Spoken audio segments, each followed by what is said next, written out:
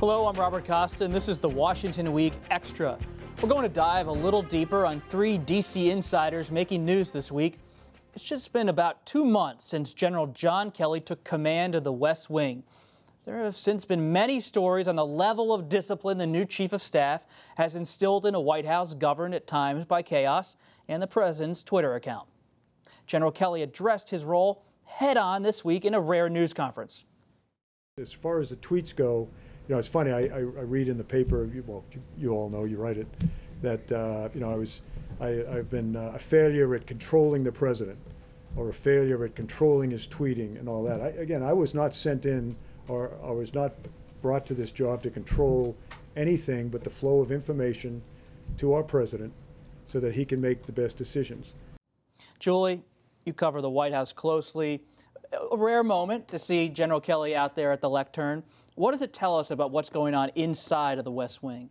Well, listen, it was a clever move. It let a little of the air out of the balloon of speculation about, you know, is John Kelly going to be the next to go? Is Trump really irate with him? What's happening?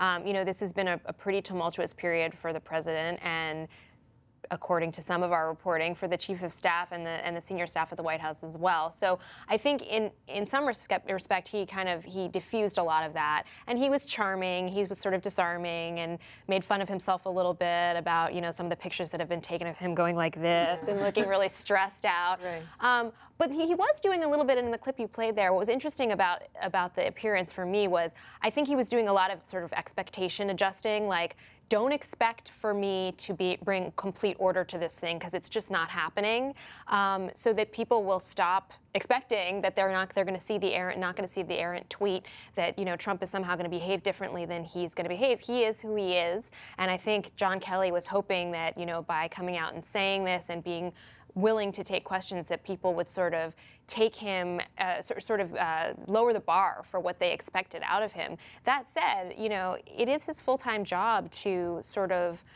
steer the president through some of these challenges, and it's not been a very smooth road recently. And so I don't think that people are going to necessarily expect any less from him in terms of what he's able to execute on in the White House. I did love that he said, when I look like I'm really upset about something the president's saying, that's just my thinking face.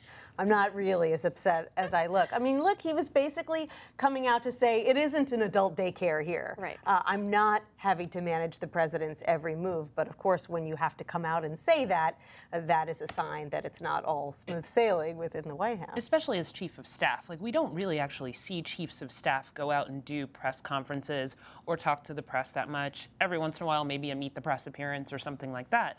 But that points to how weird this White House is, that John Kelly, the chief of staff, General John Kelly, came out to have this conversation with the press. And this was the second time in as many weeks that a senior member of this administration had to go out publicly and say to the press, no, I'm not going to quit. Don't worry. You know, Rex Tillerson had to do that last week.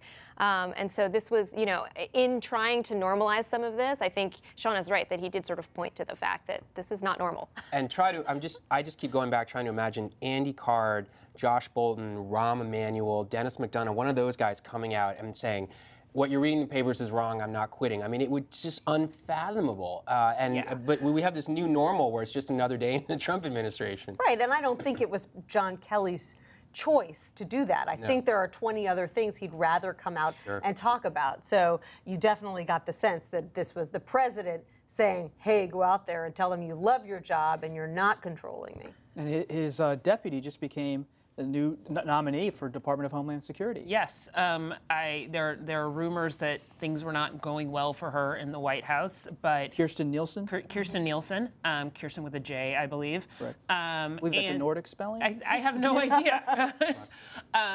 But she does have experience in Homeland Security. She was his chief of staff at the Department of Homeland Security. She had worked in other parts of it before. And I think the White House even pointed out that she's the first nominee for Homeland Security who had actually worked in the agency before. So we'll see how that goes. I suspect that it will be pretty smooth sailing for her through the Senate. Well, speaking of the Senate, in that chamber, Republicans hold just a 2-seat majority, and one of their own made a major announcement this week. Senator Susan Collins, an influential moderate voice, said she was considering running to be the governor of Maine. I want to continue to play a key role in advancing policies that strengthen our nation, help our hardworking families, improve our healthcare system, and bring peace and stability to a troubled and violent world. And I have concluded that the best way that I can contribute to these priorities is to remain a member of the United States Senate. Nancy, it was a revealing moment in the sense that many lawmakers you cover are probably on the Republican side considering maybe running for a different office, perhaps retiring. We saw that with Senator Corker. Right. She decided to stay. What does it tell us? Sure. I mean, there are some moderates who say this is not a place for a moderate right now. I want to get out of here. It's a very different experience for Susan Collins. She takes pride in the fact that she was one of those deciding votes on health care. She is in the catbird seat right now. She has tremendous power within her own conference, as she put it, a key role. And truth be told, there are some Republicans within that Senate conference who are glad that she's there, who agree with her that, for example, on healthcare, the party was moving too hastily and didn't really have a clear plan. They were glad that she basically put her foot in the door. They didn't want to have to do it, but they were glad she was there. And she was very proud of that vote she took. And, she has not been shy about saying that she thinks that her party is moving in the wrong direction on a couple of key issues right now. And that's why she believes she can have more of an impact in the Senate when you've got such a narrow majority than she would at the State House in Maine. And she's such a big presence, Shauna, in terms of her political influence on health care. She's one of the main, well, she is a Maine senator. She's one of the central figures in stopping the Republican plan to overhaul the Affordable Care Act. And you think back even to the health care fights you covered in 2009 and 10. The Maine ladies, then Senator Olympia Snowe, Senator Collins, they were major figures then too. To get something done. And it is interesting. Does this mean that her power will encourage the White House to try to court her more? And how much can she shape things? And what does that mean for Senator McConnell? What does that mean for the leadership, which she is not a part of? But she now has, I believe she is not up for re-election until 2020. 2020. So she now has 4 years, basically, or I guess 3 years, to kind of try to make this what she can. And it'll be interesting because how that influences the 2020 election, what we see about the Republican Party and what she means to that and the kind of people they decide to, well, now I'm assuming someone's going to primary the president, which I should not assume, but what kind of independents It's a kind of fair run? assumption. There are many John critics Kasich. within the Just to throw that out there. But what that does to the Republican Party, she has some power to sort of move the party in a way that as governor she wouldn't have. And it's interesting she made that choice. And she really believes that the Senate can get back to more bipartisan cooperation. I mean, you have to really be a true believer at this point. But, she thinks that the two parties can work together again, but she knows that she's one of the few people on her side who is really willing right now to walk the walk. And she's got good relationships with a lot of people on the other side, but especially those who she thinks are moderates on the Democratic side that she can work with. And so I think she doesn't want to give up on that dream just yet. Let's talk a little bit about another person, Secretary of State Rex Tillerson. There's been speculation about his future in the administration for quite some time. And for the past week, he's been a public target for President Trump. The president even challenged Tillerson to an IQ test.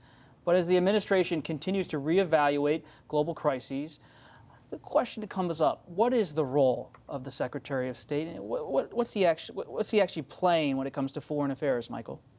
Well, generally speaking, he's a establishment figure. He's preaching policies inside the administration that are in line with what I would call the kind of foreign policy establishment that goes from sort of center left to center right. And one example would be on the Iran nuclear deal. He was a strong voice saying to Trump, you actually don't want to tear up the deal. You don't want to rock this boat right now. And I think quite notably has been, you know, we have lost focus for a good reason because there's so much else going on. But the most frightening and dangerous thing happening in the world right now is this escalating confrontation with North Korea, which could quite plausibly lead to a military exchange that could go nuclear. I mean, it's really scary. And Tillerson is a proponent of a diplomatic solution. And Trump, although he has gone back and forth and as recently as today said something that suggested he might be open to diplomacy, has repeatedly suggested in the last couple of weeks, indeed, in fact, he is not, thinks there is no diplomatic solution, even undercut Tillerson when Tillerson was in Asia trying to kind of build support and leverage for diplomacy, and Trump was saying, you're wasting your time, which was an astounding thing to see. And, you know, the Secretary of State is the top diplomat, and if he does not seem to have the president's confidence, does not seem to be speaking for the president, he's really crippled when he's doing this work overseas. So it's an amazing human drama. It's a, you know, the latest iteration of this strange Trump reality show, but again, the public policy consequence of it is quite alarming insofar as it means that we don't have a unified, concerted strategy when it comes to North Korea. Because that's very dangerous. It seems like, Julie, that we were on Rex watch for so long. Is he gone? Is he on his way out? And some people told me that the White House has tried to repair the relationship. Do you think he's here for a few more months, another year? What are your sources telling you? I think we're still on Rex watch. I mean, I really do. I think what this last episode told us with the whole story about how he privately called the president a moron, and then him coming out and saying, I'm not thinking of resigning, I never considered resigning, which we know from reporting that he actually did fairly seriously consider resigning. But I think what that all told us is just how toxic his relationships are with not just the president, but with a lot of the White House senior staff. They don't think he has dealt well with the president. They say he has advisors who don't agree with him on every issue, like Gary Cohn, who somehow manage to maneuver in their space without making it public and so open that, you know, he disagrees, and they don't think that that Rex Tillerson has been effective at that. And so I think that there's still enough tension there that it's really an open question. That said, you know, there are all these challenges. The president has this big long Asia trip coming up in November. He's going to go to Korea. He's going to be facing, you know, all of these issues. What to do about the Iran deal, what to do about North Korea. He needs somebody who is his top diplomat, who he can trust. And so it's not clear what would happen if Tillerson left at this point, and I think that is a lot of what went into the decision that we saw last week. But I don't think at all that we're past this rocky period, and I wouldn't expect necessarily to see him around in another year. Brexit. Brexit to Rexit. Eventual Rexit. Yeah, Yes. yeah. Right. You know, and I think another thing that you know is potentially keeping him in the job for now, as far as the president is concerned, is this pact that's been reported about that Tillerson and the Secretary of Defense, The and Committee to Save Secretary America? of Treasury, exactly. You know, That's what it's called, this group, right? Committee to Save America. That you know that if one goes, they all go, and I think that. Do you believe that? I know that rumor's out there, right? Everyone's heard it. Right. Well, you got to think that they've at least talked about it. Sure. Even if they hadn't before the rumors got out. You know, since the rumors came out, they've all said, "Well, what do you think? Should we?"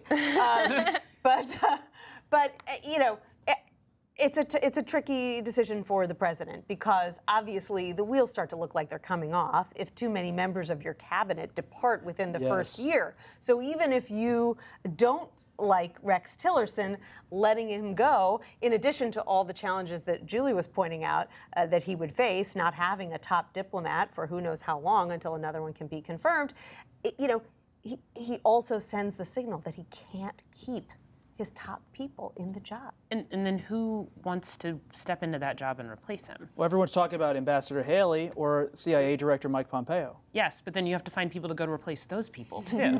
So yes, those people are already in the administration. But Congress They've been doesn't have much on its plate. So shouldn't they be doing this? Luckily. They're behind on a lot of things. But if you are someone who is outside the circle that has already been confirmed by Congress, and you look at sort of Secretary Tillerson and the rumors that the people that he wanted to put in place, he wasn't allowed to by the White House. You look at the fact that the president tweets while he's in Asia. what you're doing is dumb, basically. Why, and you have any experience in foreign policy, why would you want to get into this? And you don't want to be in a situation where we don't have, you know, an HHS secretary as well as the Department of, the State Department. I know what he's called. Sorry about that. You don't want to be in that situation. That's scary. Michael, just to close us out on this, on Tillerson, we've seen in history secretaries of state haven't always been as powerful as the job itself. President Nixon had Kissinger, but then with Ronald Reagan, you saw different kinds of experiences with his Secretary of State. He had Secretary Schultz, but that's correct, right? Yeah. Schultz. Just what, in the context of all the presidents in the past, where do you put Tillerson's experience? Very, very low. I mean, unfortunately, I really think that it's could be the worst relationship between a president and a Secretary of State, and it's the public drama around it. I think is just, you know, there have been relationships that weren't totally trusting and weren't totally partners where they're acting in perfect sync, but this kind of, you know, open back and forth, I think, is just astounding. And again, it comes at such a dangerous moment, and you know, finding a diplomatic solution that will avoid a military confrontation with North Korea, in which a lot of people are likely to die, is so important. Arguably the most important thing facing Trump right now, and this makes that harder. So there are lives at stake. And it's important to remember that, because at times it's sort of comical. The State Department briefing reporters were asking the State Department spokesman, what is Rex Tillerson's IQ? And it's funny, and everyone laughed. But remember what the stakes are. We'll leave it right there. And thanks, everyone, for watching. And we will be with you again on the Washington Week Extra, where you can take our online quiz, the weekly news quiz, if you've been watching closely. Tonight, you'll have a head start on the first 2 questions. So test your knowledge if you want to, and we'd like to invite you to at pbs.org/WashingtonWeek. I'm Robert Costa, and we'll see you next time.